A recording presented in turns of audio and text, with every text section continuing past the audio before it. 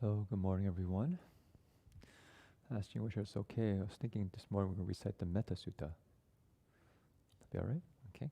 So, we'll be reciting the teachings on loving kindness by the Buddha.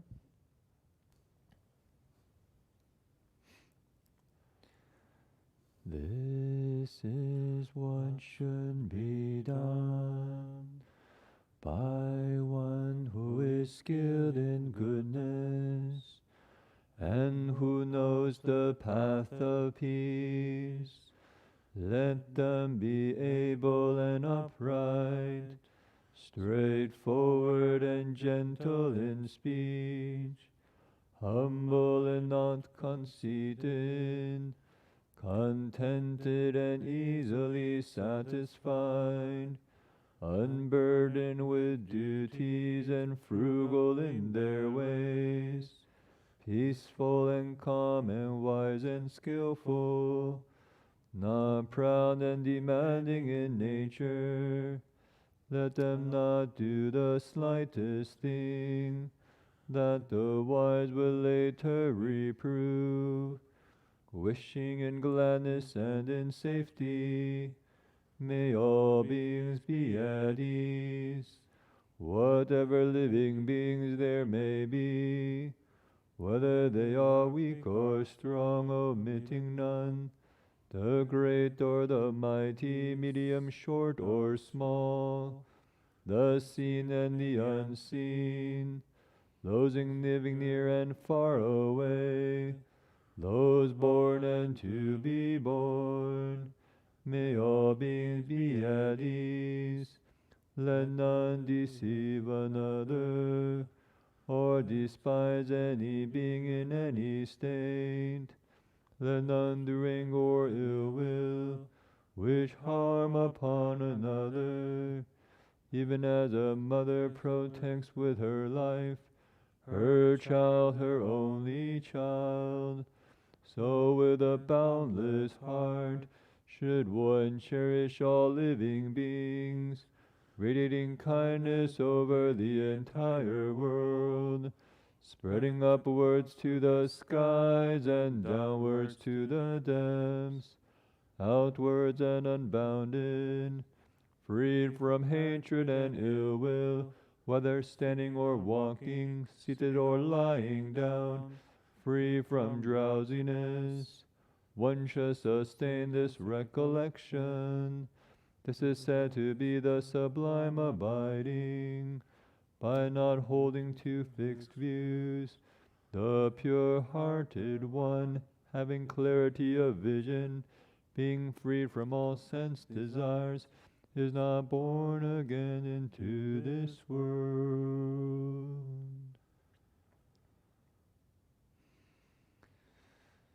So good morning. I thought of chanting the sutta on loving kindness this morning because it pertains to the topic I want to share. Yesterday, as a group, we continued to watch a video talking about the cultural differences between the East and the West. And had a very interesting, you could say, reflection, saying how in the West, we usually see things from an individualistic point of view. I'm here in the center, and I look out and see what's around me. What's prioritized is my feelings, my emotions, my thoughts, and what I want to do. And of course, this is a bit of a generalization, but again, just kind of as a exercise, the video shared that in the East, often they have a more relational perspective. So rather than seeing things from my point of view, we're looking at it from the group's point of view. Or they call something called a generalized other, some other perspective. I think this is why in Asian societies, oftentimes face is so important. The mianzi, because it's how the group perceives me. Whereas for the West, the face is kind of a little bit of a new concept. We don't quite get it. Like, why is face so important?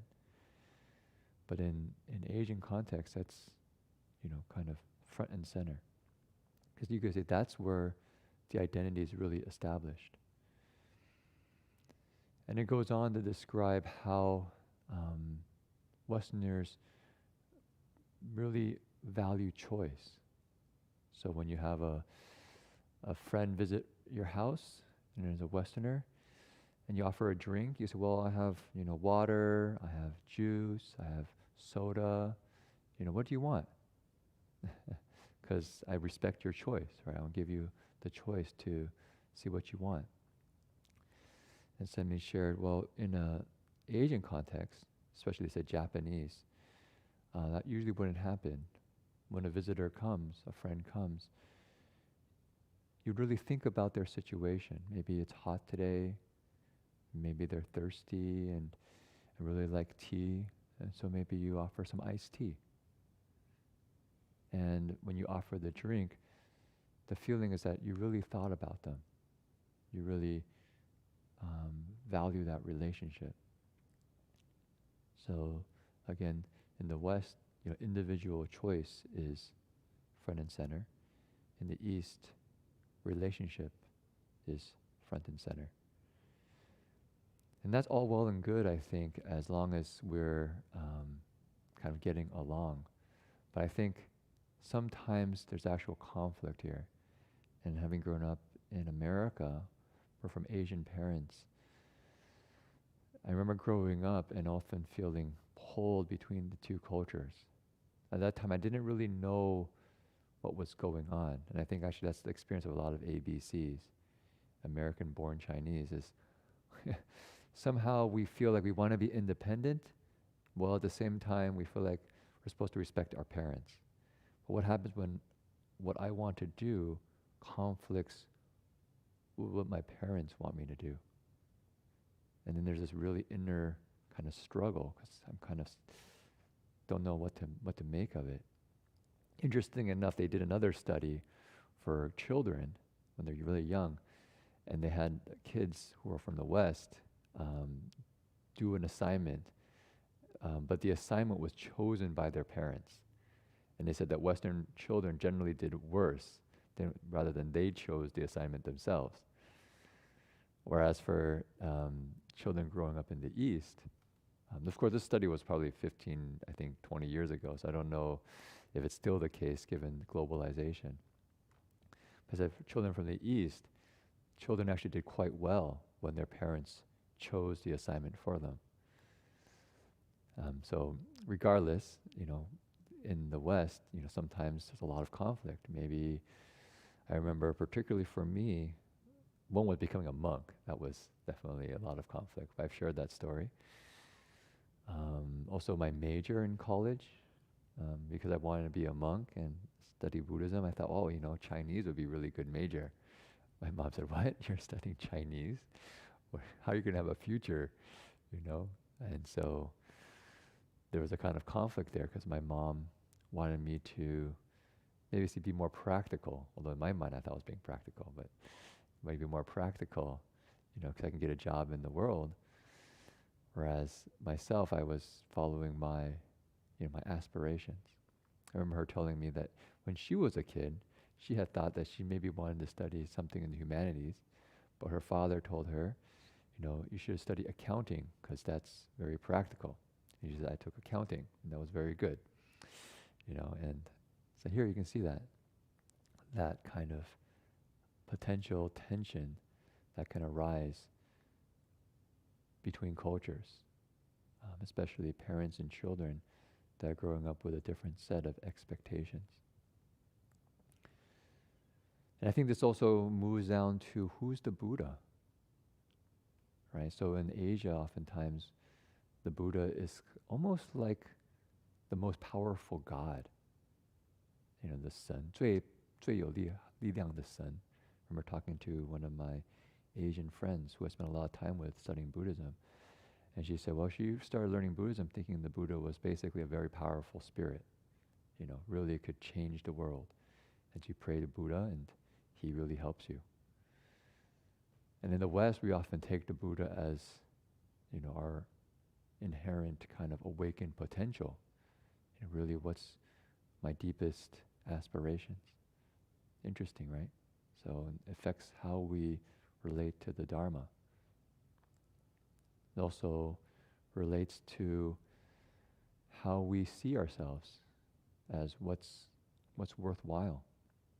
So in this video, it talked about how in Asian society, the value is often modesty, the ability to follow the rules, to be a team player, to be part of the group.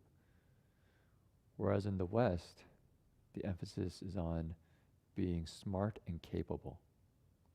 Sometimes you even have to brag a little bit about your abilities. I remember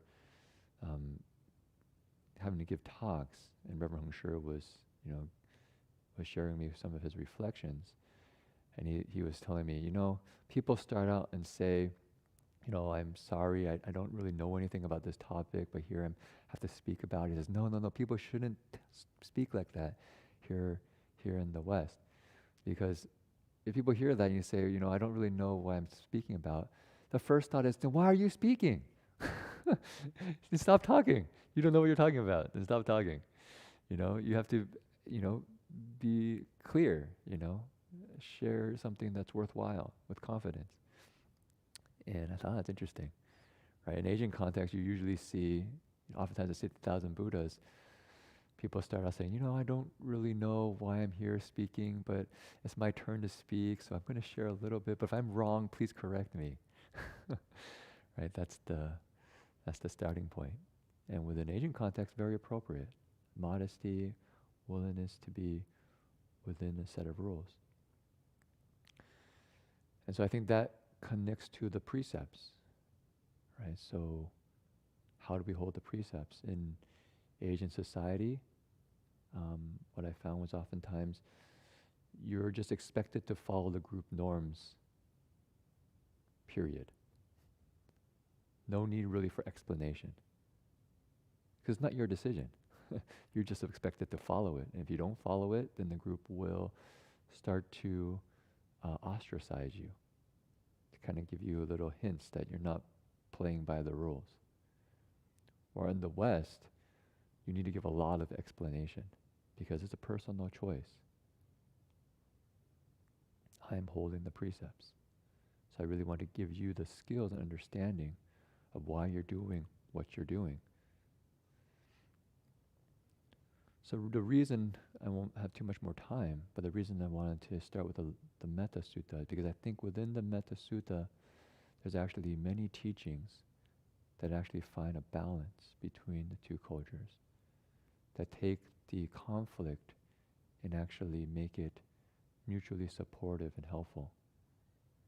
So you'll see within the Metta Sutta, it talks about being capable. Right? There's a sense of independence in the sense that I'm able to stand on my own. I have real skills. I'm not dependent on other people for my well-being.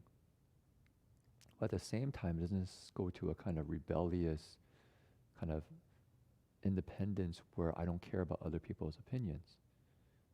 Because in this Metta Sutta says, you don't do things that the wise would disapprove. So there's actually a real consideration of those with wisdom, with understanding. So it's not a kind of, you could say, not say ignorance, maybe too strong, a closed independence. It's a kind of capability that's respectful of others. And what's the goal in Buddhism? And the goal in Buddhism, you say there's modesty, right? We talked about in the Metta Sutta about humility and not being demanding. But at the same time, there's capability. So ultimately, within the Dharma, we're trying to get liberated. We're trying to get free. And this freedom is the freedom in order to be of service to everyone. So wisdom and compassion. And so who's the Buddha in this context? The Buddha is like a coach, like a guide, who teaches us or trains us that we can actually get free. He's not an external force trying to tell us what to do. He's not just only an internal voice giving us direction. If you want to go to the Buddha nature, then it's the non-dual kind of quality of the Buddha and our inner potential. And then you can also bring that to the precepts. The precepts are there in service to our truest potential. They're not external, quote unquote. They're not internal only, quote unquote. They're guidelines for liberation, guidelines to live a life where we don't harm ourselves or other people. And so I think this is actually very interesting, because at the very end of the sutta it talks about how do we get free? How do we not get born into the world?